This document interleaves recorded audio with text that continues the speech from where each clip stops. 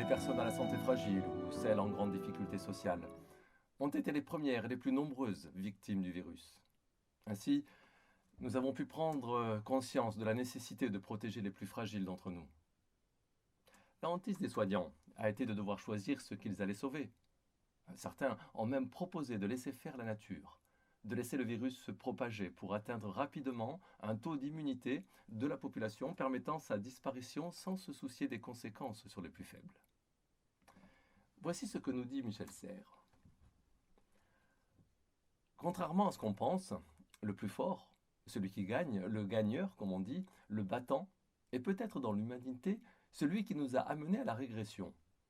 Curieusement, la force brute, la force physique n'est pas complètement primée dans notre société. Curieusement, les vieillards parfois arrivent à des idées de génie. Curieusement, Homère était aveugle, Beethoven était sourd et paralytique était Toulouse-Lautrec. Qu'aurions-nous fait si le darwinisme social, doublé de l'eugénisme, avait éliminé justement Toulouse-Lautrec lorsqu'il était enfant, ou Homère parce qu'il était aveugle?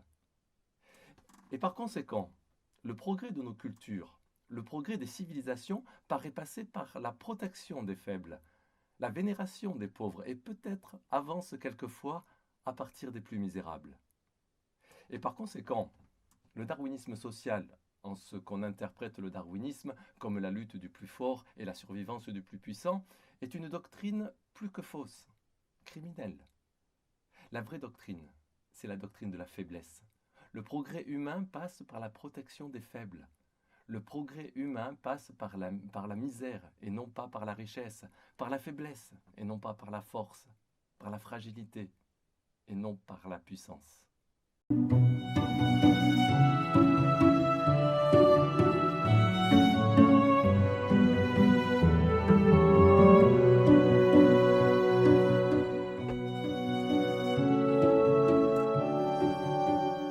Rien ne sera plus comme avant. Cette phrase a été de nombreuses fois scandée ces derniers temps, que ce soit dans les médias, par des journalistes, des hommes politiques, ou lors d'échanges avec nos proches.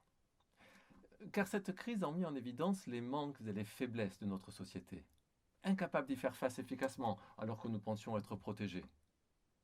Mais ces changements pourront-ils avoir lieu sans l'effort de tous? Voici ce que nous dit Michel Serres. Qui le nie? Sans histoire, nous redeviendrions des bêtes. S'impose donc une obligation de souvenir, lien qui nous tient au langage et sans doute à la conscience. Mais s'impose surtout un devoir de projet. Plus difficile que le premier, le second exige imagination, discernement, sens du présent, de l'anticipation, volonté de survivre pour suivre le cap décidé, enthousiasme, courage, vertu transcendante par rapport à la répétition, elle-même en chute vers l'instinct de mort. L'histoire et la tradition nous soutiennent, certes, mais elles ne trouvent leur sens que par la relecture qu'en fait un avenir soutenu. On périt moins des ennemis ou des obstacles que du manque de descendance ou de production, dans le lit du détail infini de l'anamnèse immobile. S'enferme des saints, le passé tombe dans la mort et l'oubli. Un collectif sans résolution ne sait plus écrire son histoire. Sans invention ni œuvre contemporaine vive, une culture agonise. La mémoire creuse notre tombe et sur cette fondation fermée, le projet bâtit notre séjour.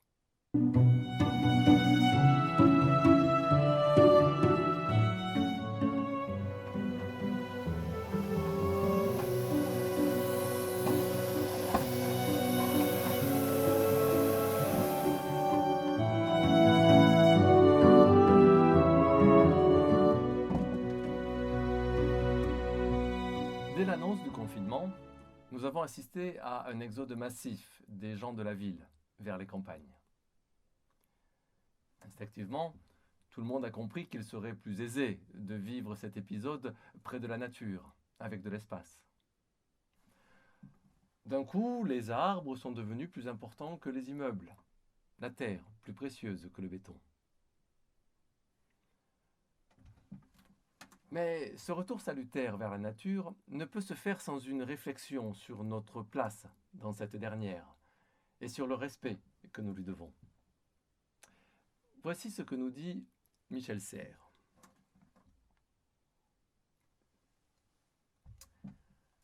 Retour donc à la nature.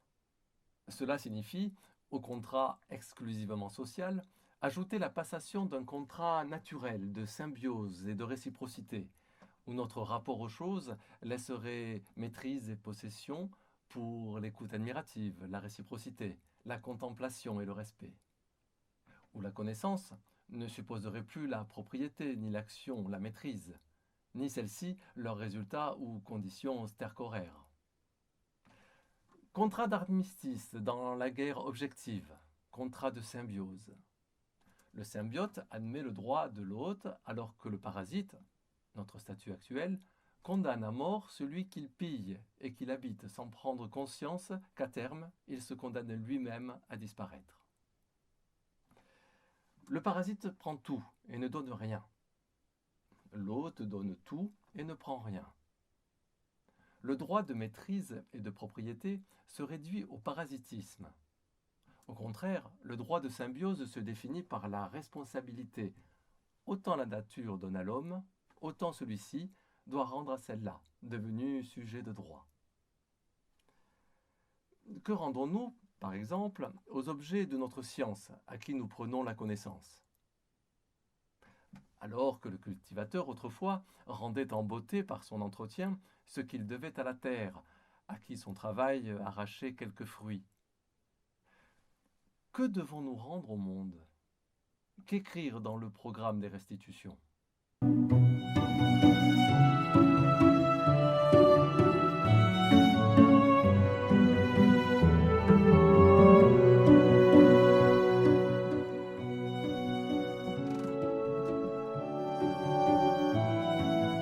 Ce coronavirus aura peut-être eu l'intérêt de nous ramener à notre rang véritable, celui d'une espèce fragile qui, à force de jouer avec la nature et de ne pas la respecter, a fini par voir cette dernière se retourner contre elle. Cela nous oblige sans doute à faire profil bas et à reconnaître que sans cette nature, nous ne sommes pas grand-chose. Voici ce que nous dit Michel Serres. J'imagine un roman inspiré par le darwinisme social, où la lutte pour la vie fait rage et où, à la fin d'une ère, une espèce vivante l'emporte. La voici, à son tour, victorieuse, seule sur la terre. Comme tantôt, l'homme mourut d'avoir gagné, elle risque d'en crever. Alors, avant de disparaître, et vite pour se sauvegarder, elle décide de faire profil bas et se résigne à se glisser désormais vers un rang plus modeste. Elle apprend surtout à ne plus jamais tenter de l'emporter. Elle a su, à ses dépens, ce qu'il en coûte de gagner. Alors, passé sa résignation, acte 2, une autre époque s'annonce, une autre bataille fait rage, au terme de laquelle une autre espèce gagne, et tout recommence. À son tour, de nouveau, elle risque d'en mourir et rentre rapidement dans le rang. Leçon intégrale enfin.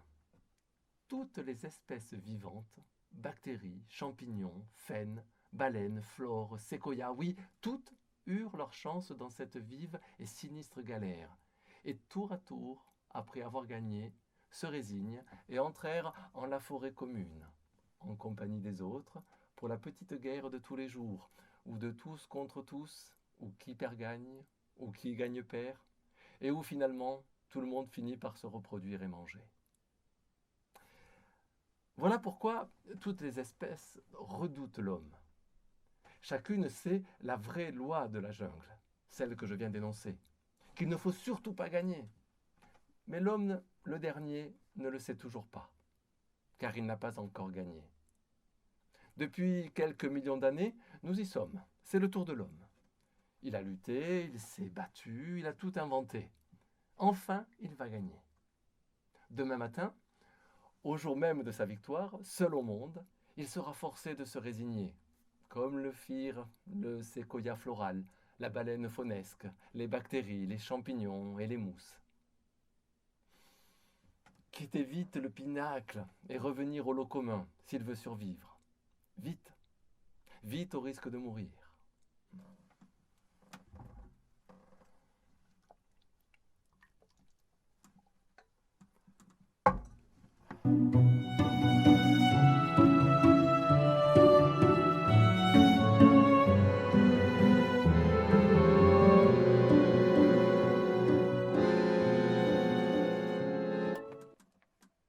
sommes confinés, obligés de rester chez nous.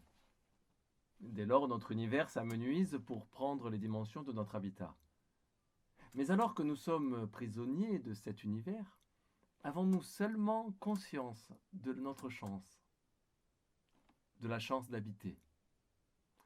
Voici ce que nous dit Michel Serres.